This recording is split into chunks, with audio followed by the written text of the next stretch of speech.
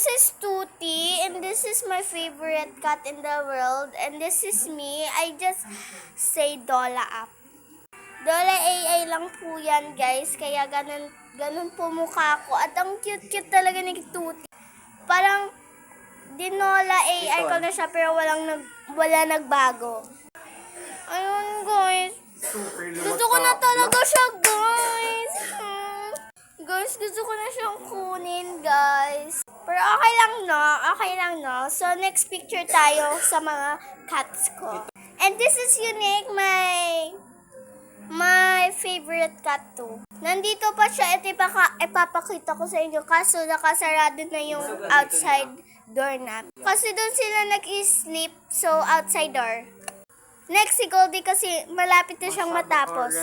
Now, this is Goldie. Sorry. Ay, ito yung mukha ko, guys. Hindi nyo lang makikita ba?